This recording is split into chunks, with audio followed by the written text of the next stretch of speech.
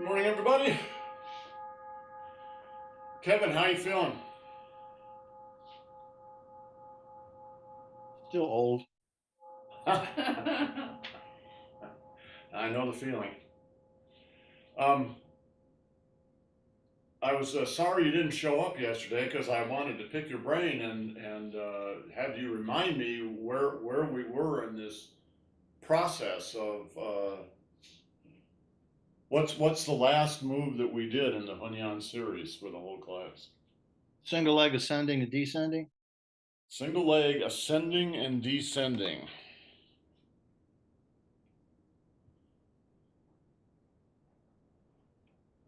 You might have even done double leg. I think we did. Let me get to the whole.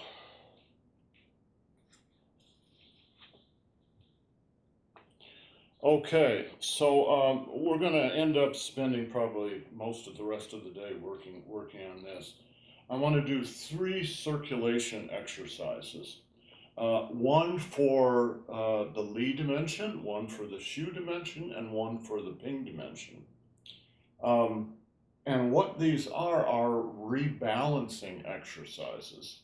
So let's say that, like me, you spend a lot of time working on the computer, and I'm right-handed. So my right hand is constantly doing something, and my left hand isn't. So I'm going to get unbalanced, basically. All right? Or let's say you're spending all day driving a taxi, and you've got your right leg pumping the accelerator and your right arm doing the radio and stuff. Your right side is going to get a lot of exercise, but your left side isn't. So the idea in these exercises is how do you balance things out again? So this side's not all active and yang, and this side's kind of quiet and yin. You want to get everything balanced again. So let's start with the exercise which is used to rebalance the front and the back, and so that's the Li dimension, and these are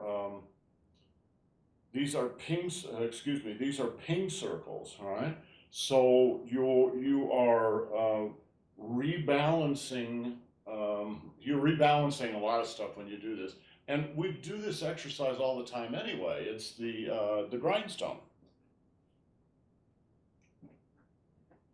I think we actually got to the grindstone last Well, time. we'll repeat it this time. All right. So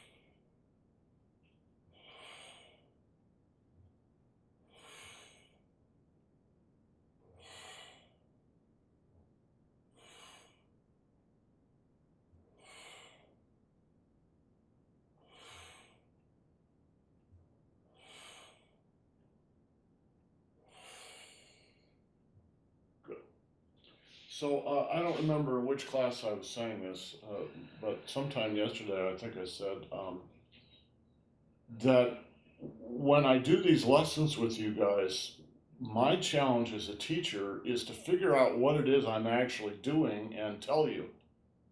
It's not that I don't know, it's that I've done it for so long that I don't pay any attention to it anymore. I just do it. So, for instance, right?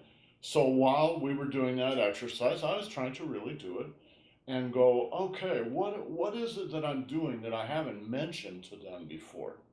So one thing that I'm doing that I haven't mentioned is activating the Hegu acupuncture points, all right, at what's called the meeting of the yin here, right in here. When you go like, watch this point here.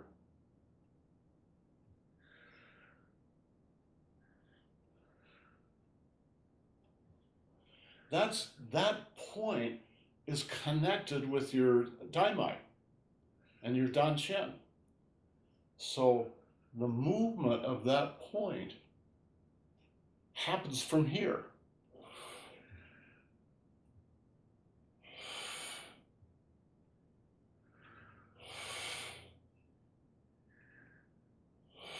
Now, on this hand, you can be aware of that point, so the 2 points are in touch with each other.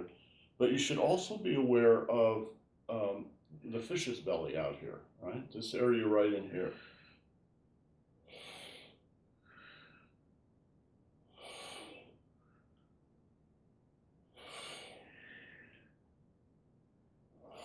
All right? And when you switch, obviously, now it's this hand.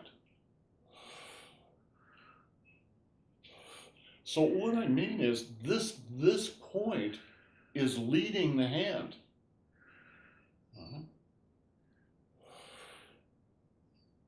In essence, the hand is circling or spiraling around that point.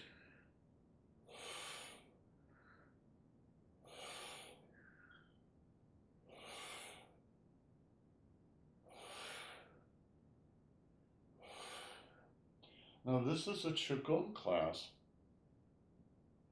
so the focus really should be on Qigong rather than Tai Chi, but I'm going to show you the Tai Chi function for this.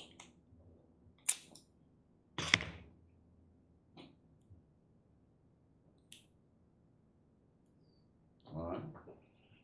The blue and the white.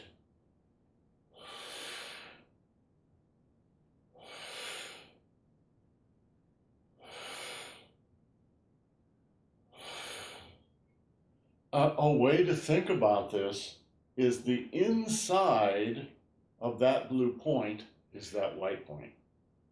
Or the outside of this white point is that blue point.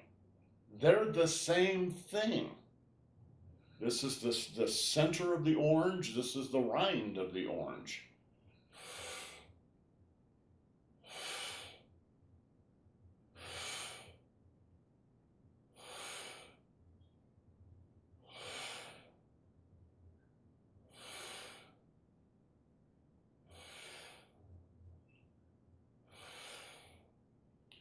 So the point with the Qigong is very simple. It's simply to bind all the points of the body together into a single unit.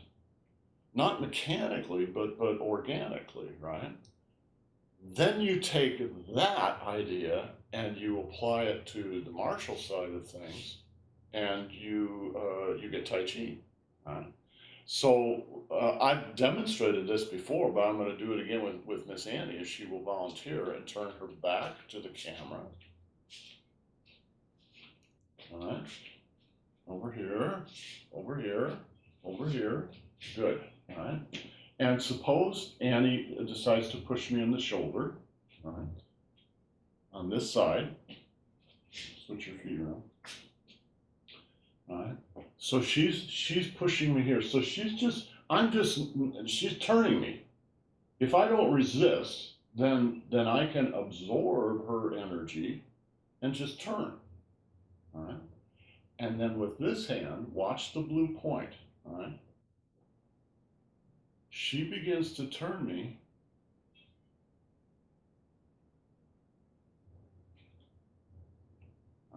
I'm gonna make her move just a foot or two, okay? She pushes, all right? That's it. It's very simple. She's creating a vortex of energy. Whether she knows it or not, she's creating a vortex of energy. If you imagine a salmon swimming up the Columbia River, as it's swimming, it's creating vortexes in the water. May not be thinking about it, but it's doing it. All right. When she moves my shoulder like that, she's creating a vortex. Oh, well, that's the beginning of this exercise.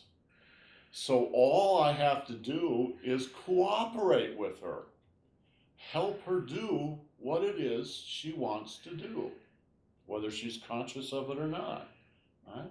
So this hand comes around behind her, and I don't even have to do anything except maybe move my hand just a little bit because she's making the movement. And then just encourage her to keep going off the other side. Right? So the relationship between Qigong and Tai Chi is really inside and outside. Right? Now, if you're just thinking about this as Qigong, you're not worried about Tai Chi, just thinking about it from the health point of view, right? When everything is moving, then your Qi is flowing everywhere in the body. Every cell in the body is moving right now. The bottom of my feet, my ears, my hair, every place.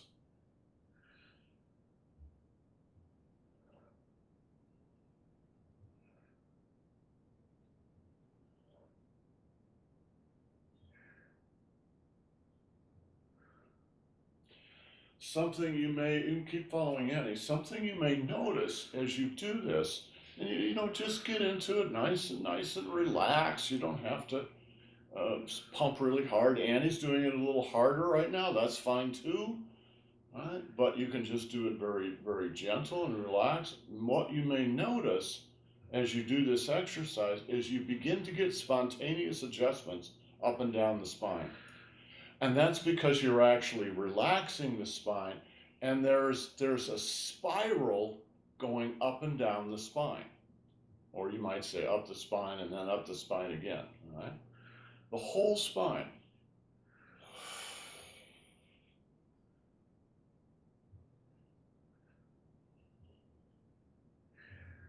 And reverse.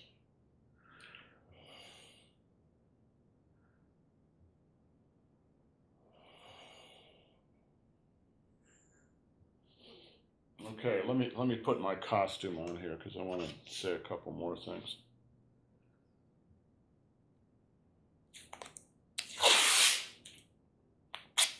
You still have that YouTube video of the guy spinning that huge metal ball?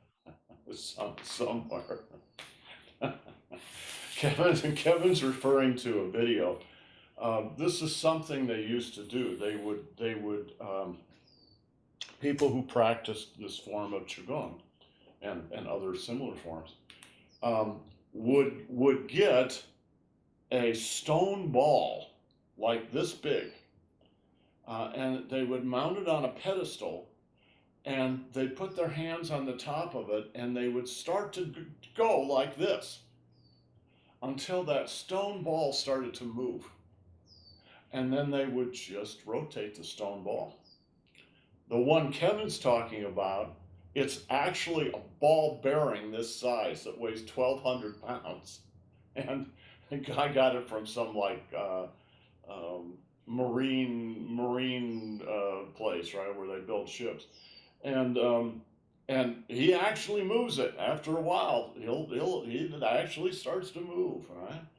And he's just moving it around and around. Now, I wanted to put this on to emphasize, make sure in your mind that you're going all the way around all 360 degrees of your waist. Because where your mind goes, your chi will go. And then, on top of that, pay a little attention to your qua.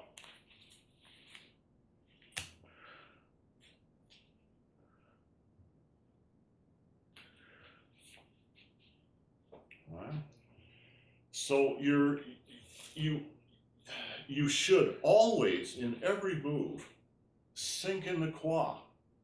So you sink in the blue side, and then you sink in the red side. And that raises the blue a little bit, so then you sink in the blue again. Now, it's small, but it's important. Another way to say it is keep your hip joints flexed so that they're not rigid, but they're really flexing. And the way to do that, of course, is to round the knees outward like this, right? And that will open up your pelvis.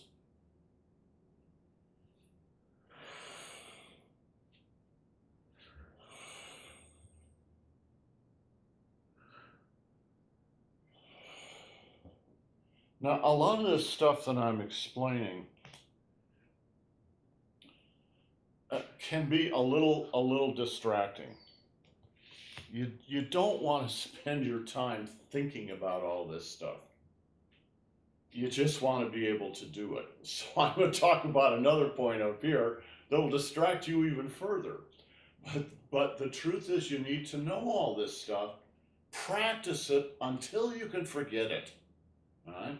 So every move in Qigong and Tai Chi, you are going to be moving between the Danqian and the Tanzhong. Really the Mingmen in back and the Tanzhong in front.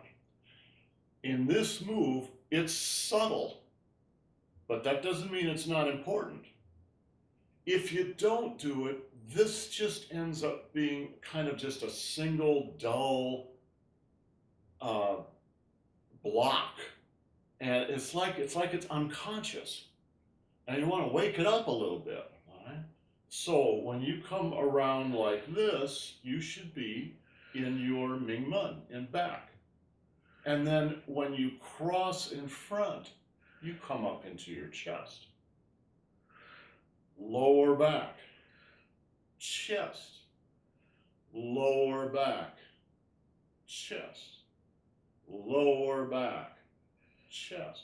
Well, you practice that one day, and you should have it. You don't have to think about it from then on. You always, chest, lower back, and reverse, lower back, chest, lower back, chest, lower back, chest. Oh, that also fits right in with relaxing the hip joints, right? Because when you go into the lower back, it's like this. Now you're in the hip joints. Now the hip joints come up a little bit, you're in your chest. Sink into your lower back and your hip joints again. Chest, lower back and hip joints again. Chest, lower back and hip joints again. Chest. It's not just this move, it's every move in Tai Chi and Qigong works on exactly the same principles. And if you think about it, all it's really saying is you're using and flexing all your joints. So Annie's doing it correctly right now. It's not about doing things in an extreme manner. It's just about doing them in the right manner. Lower back, chest, lower. You can do it very relaxed. You can do this sitting in a chair. If you have a student who's 95 years old and still wants to do something but needs to sit in a chair when they're doing it, you can do this in a chair. Absolutely you can. But these points, these things I'm pointing out, will help their chi move through their trunk. Nothing is static. Everything is moving. Okay, so that's the first position on this, and I think last time, as Kevin pointed out, we did this before. And I mentioned that the shape that you're making is not really a circle, because actually you're circling all the way around behind. It's more like a kidney bean, right? You're sort of going around, and then you come back in front of yourself, and then you go around again, boom, boom, boom, boom, boom, right? Is that clear? Okay. Because I can draw the picture again if you need it. Okay, the second position, you really do go around to the back. Everything else basically is the same. It's just bigger. And instead of the spindle in the circle being in front of you, now the spindle is inside you. It's your central column, the Changmai. Right? Go down to the bottom of your foot in your mind, and the whole body spirals.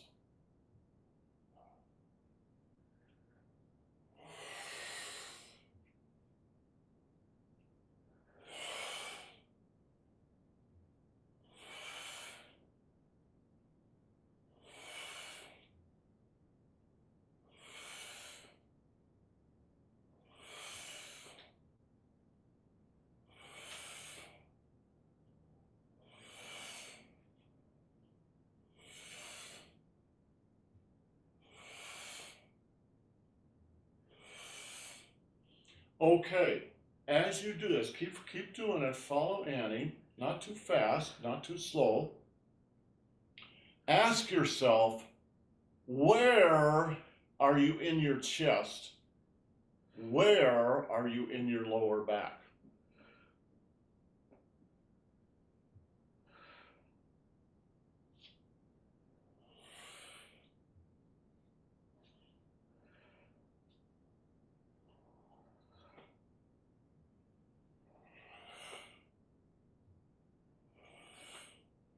So Annie, where does it feel like to you that you're in your chest? Lower back, chest. Lower back, chest. Lower back, chest. Lower back, chest. Lower back, chest. Now, try it the opposite way. Chest, lower back. Chest, lower back. Chest, lower back. Chest, lower back. Chest, lower back. All right? Lower back. It's Chest. unnatural. It's unnatural to you? Yeah, it's very unnatural. So you have two options for doing these. Everything in Tai Chi and Qigong are circles. Circles have two halves, going out, coming back in. You have options about how to match up this internal rhythm with your external rhythm. And it depends on what you're trying to accomplish. Sometimes you may need to be in your chest. Sometimes you may need to be in your lower back. It just depends on what it is you're trying to do.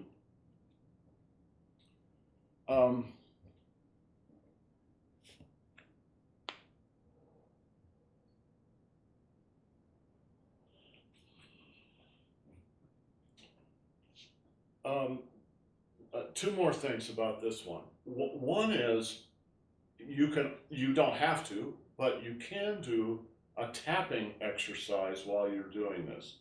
Tapping is called Paida, P-A-I-D-A, and Annie actually has some Paida.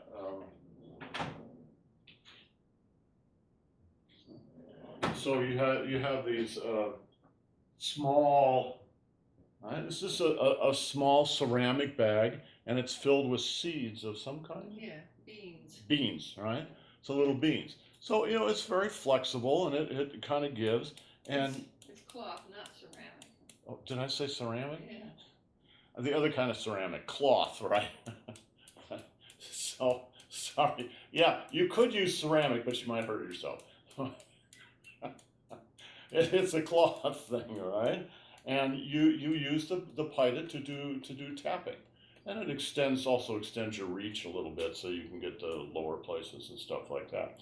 So we're not going to use a pita bag. You can also just use your hands when you do this. But what I was going to suggest is that you actually tap the L4, L5 on your spine very lightly. Or what I do is you tap not on the spine itself, but to either side. So what you're really tapping are the SI joints, right? The sacroiliac joints. So let me demonstrate.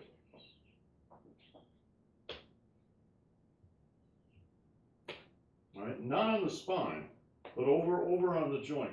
So you can feel your hip bones here, kind of right underneath those hip bones. I do it a little differently. Annie does it a little differently. Everybody does it a little differently. So what does she do? I've had kidney stones, and so this is my opportunity to pay a little bit of attention to my kidneys. And so when I go back, I'm actually Tapping the kidneys. the kidney. Okay. And it feels really good. Yeah, Kevin. What is your opposite arm tapping? Any particular? Oh, so I'm tapping here. What is this tapping? Usually not really anything, but you could just be tapping to the outside of the Dan Shin, right? Boom. Boom. I wanted to comment on what Annie just said. If you're going to tap your kidneys, it's fine to do that, but don't do it with a closed fist. Open. Do it with what's called an open fist, right? So.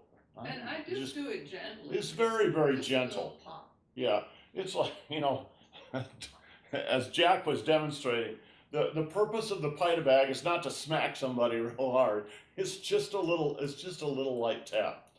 It's kind of just a little gentle wake up call. It's actually designed to clear your lymphatic system. Yeah. That's what you're actually doing. Right. So, amongst other things, Yeah. right? So, just do it gently when you are doing it, right? If you're doing the kidneys.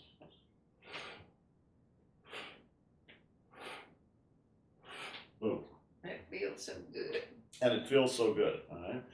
It's just a little wake-up call for the body and a wake-up call for the kidneys. The kidneys, the Ming Men acupuncture point is right between the kidneys. Ming Men means literally the gate of life. This is a really important acupuncture point, as the name would imply, because the kidneys are seen as crucial to a living being. They control the water in your body. And since your body is 90% water, they're really important, right? You want to keep them toned up, right? Tuned up, and you tune them up through this kind of They're so this kind important of work. they give you two of them. They're, as Annie said, they're so important. They give you two of them, right? Okay. Final point.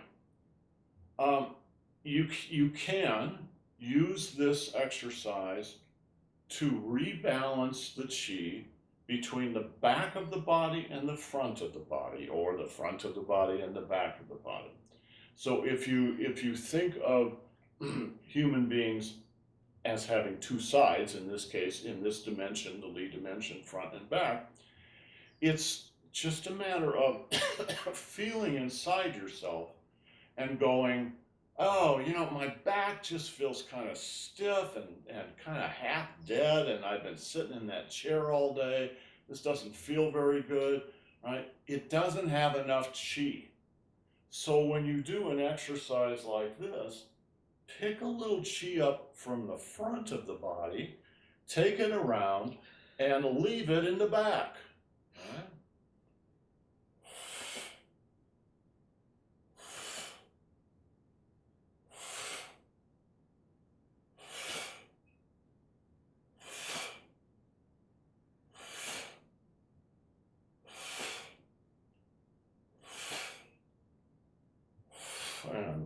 shoulders.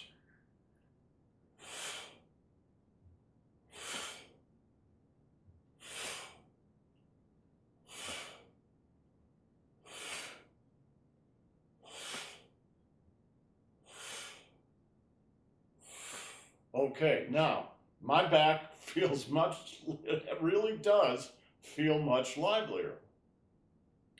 You may find you put too much chi in your back, right? Now your front's a little bit empty because you shoveled all the chi from the front into your back. So you finish it by just sort of gently rebalancing things. Okay, now I'm going to take it from the back and put it back in the front. And this has to do with this hand that Kevin was asking about, right?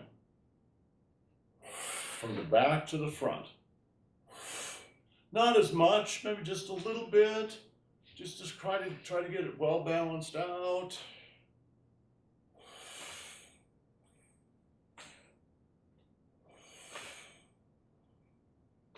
And the other side.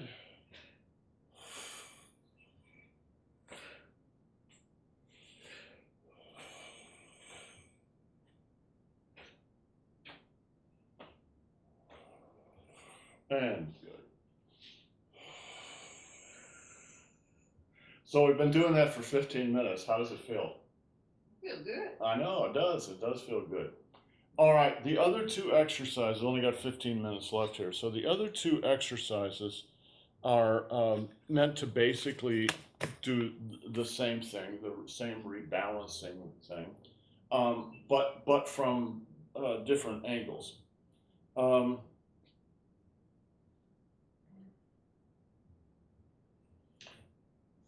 The one that traditionally we do all the time, or we used to do all the time in Master Zhang's class, has to do with the shu dimension, side to side dimension. So you just do gentle shu circles.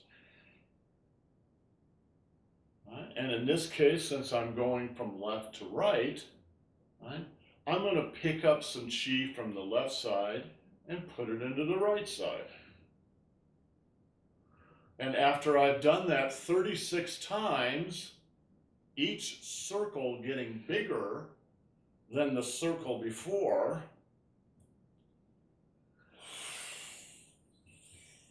then I'm going to reverse it, and I'm going to pick up any excess that I put on the right side and return it to the left, starting with the big circles and then moving smaller and smaller and smaller until I just get to the dantian.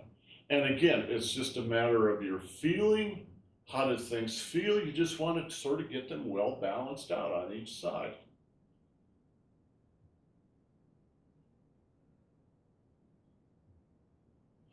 And then finally, and we can do that whole exercise, but I want to make sure to get this stuff in here. Heaven and earth, open and close, is a rebalancing exercise for upper body, lower body. Right? Master Feng used to be quite adamant about saying the upper and lower body should follow each other, which is a code for their actions need to be coordinated. The three outer harmonies refer to the upper and lower body. Shoulder and hip, upper body, lower body. Elbow and knee, upper body, lower body. Wrist and ankle, upper body, lower body. All right? In other words, does your upper body and your lower body, do they follow each other, or are they just kind of uncoordinated and flopping around? All right? So this is an exercise in basically coordinating those by doing the same thing. We can start with the upper body and moving to the lower body, and then we'll do the exercise for lower body to upper body. All right? So there are different ways to do this. I'm going to do it both ways. All right? The basic idea is you're gathering chi, right, from the upper body and from heaven, so to speak, and then bringing it down into the lower body. Upper body, to lower body. Upper body to lower body. Upper body to lower body. Upper body to lower body. Now, I'm deliberately doing that in a fairly high horse stance because I'm really talking to you guys. And he's doing it in kind of a mid-level horse stance, which is really good because it will give you a lot more exercise. All right? Let's try it a little bit. Open your legs up a little. All right? Upper body, lower body. Upper body, lower body. Upper body, lower body. Upper body, lower body. Now, you pay a little attention to the Dan Chen and the Tan Zhong. It's really obvious what's going on. Tan Zhong, Ming Man. Tan Zhong, Ming Man. Upper body, Tan Zhong. Lower body, Ming Man.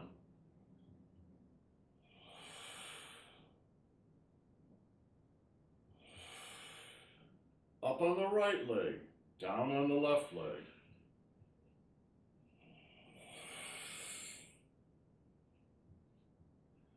And then the reverse. So you've taken a lot of chi from up above, including heaven, but also the upper body, and moved it into the lower body, which should make you feel a lot better grounded. But it might make all this feel very heavy and this a little too light. So you're going to take some of this and move it back up.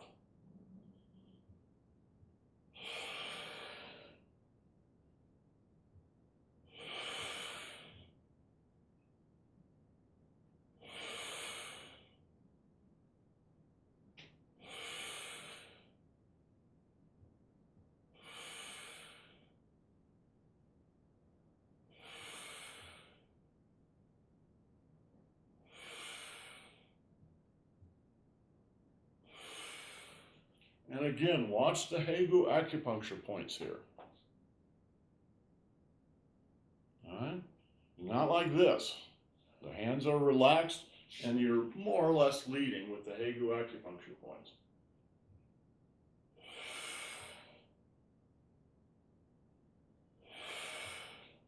Another way to think about it, because it's true, is when you're coming up, you're leading with the outer Lao Gong on the outside of the palm.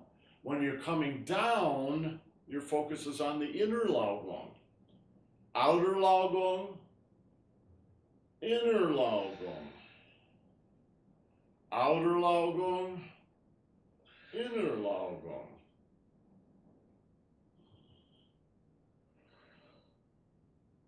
So what happens is when you're going up, there's no pressure inside your hand. There's a little pressure of lifting, like you're swimming in water. Your hands are coming up inside water, all right? But then as you turn your hands over and you bring them down, oh, now there's some pressure on the inside of your palms as you bring the chi down. Relax, and then a feeling of pressure. Yeah, Kevin? When you're going up and down from Mingmen to Tanzhuang, you're not leaning forward at all to pick up any chi. You're still straight, right? Yeah, you should always be straight. Watch yourself as you practice. You should practice in front of a mirror once in a while, because you will you will see things in yourself that you didn't know you were doing. One thing you do not want to do is lean or lose your head top. So, for instance, Buddha, bad. You should always stay upright, not mechanically, but just organically. Think about riding a horse. When you ride a horse, if you start doing this while you're riding the horse, you're going to be off the horse, or the horse is going to buck you off, right? So you need to maintain your seat in the horse, which means you're going to stay pretty pretty much upright as you do this. When you do certain exercises, yesterday in the beginning Tai Chi class, we were working on move number 3. Watch. I'm going to do this right, and then I'm going to do it wrong, and then I'm going to do it right again. Okay? Here's the right way. Here's the wrong way, which is what most people do at the beginning.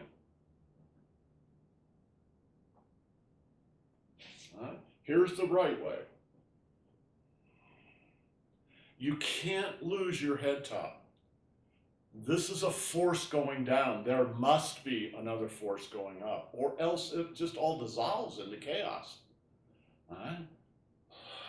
Everything's just collapsing. Instead, when this goes down, this goes up. Right? Oh, now it's strong. So you just get into that habit, even when you're doing Qigong, right? You get into that habit. It's not this, folks. That is not correct. It's this. When you're pushing down, something is going up inside.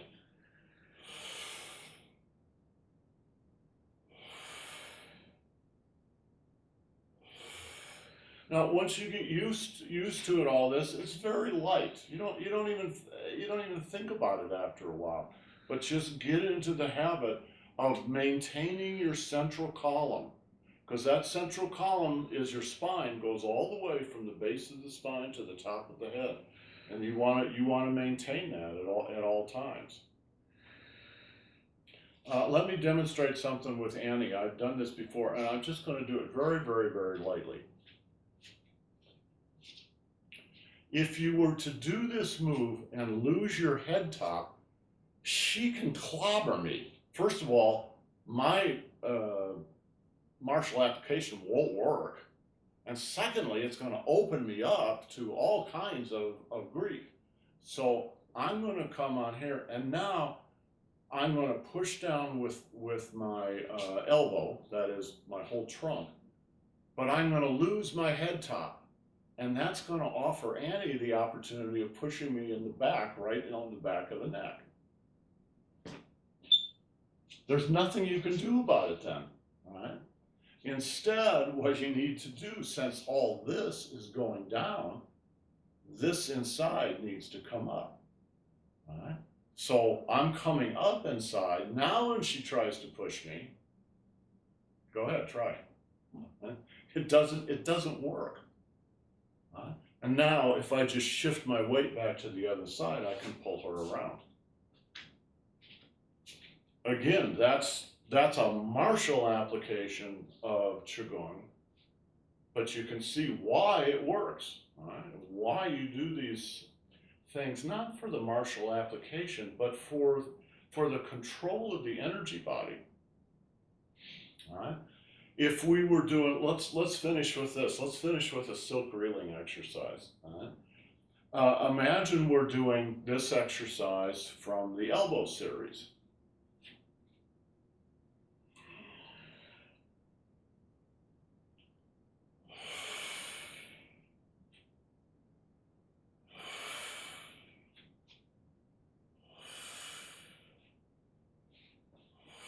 When you go down, something had better be coming up. Watch the top of my head. It's actually going to rise up a little bit.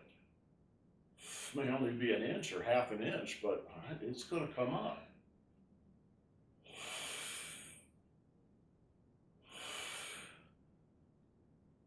So, two things are going on in the core. One, you're using the thoracic hinge joint. That's the joint between this point and this point. All right. I call them a hydraulic joint, because I think it's much more like a hydraulic joint. All right. Chest, lower back, chest, lower back, chest lifts your arms, lower back drops your arms. You don't move your arms, you move inside in the core. And then you just sort of take advantage of that.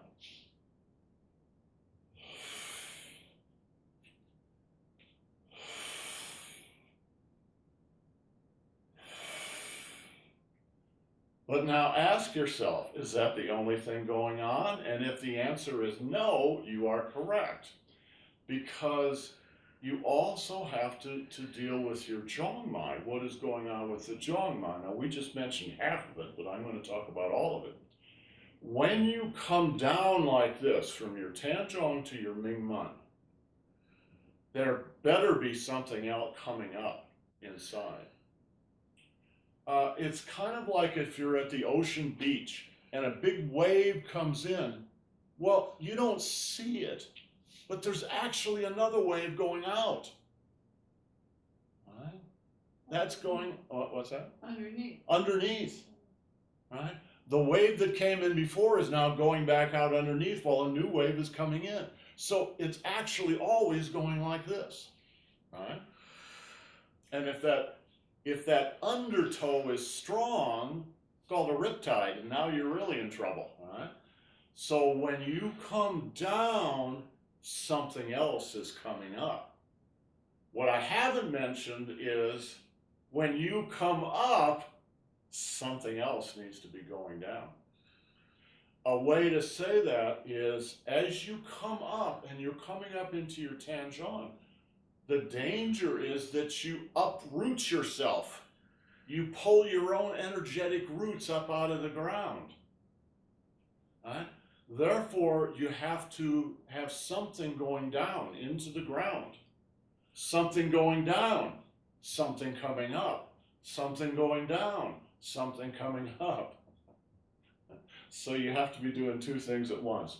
Okay, Jill is reminding me we're past time here. All right. So if you're going to stay for beginning Tai Chi, give me 10 minutes. Otherwise, we'll see you next time. Jill, did you say? But I had a question. Yes. So it's this idea of sinking your chi and raising your spirit. Yes. So because is that basically what you think of when you're trying to counteract, like if you're coming down into your Mingmen, is it your spirit that's raising, or is it's chi too? I don't know. It's G2. It's Yeah. the business about chi being water and spirit being fire. Those are metaphors. They're a way to try to get you to pay attention to things in a certain way. However, once you get it, you don't think about it at all. All right? So when I'm coming down, is it my spirit coming up or is it my chi coming up? Well, it's both. All right? It's and once you can do it, you don't ask those questions anymore. You just do it. Yes. But it's a way of understanding it. So it's easy for people to understand that their chi is heavy like water, because it is. And what does water want to do? Water wants to go down. So it's easy to think, oh, I'm not doing it. I'm just allowing it to happen. By being aware of it, I'm allowing it to happen, and you can feel it happen.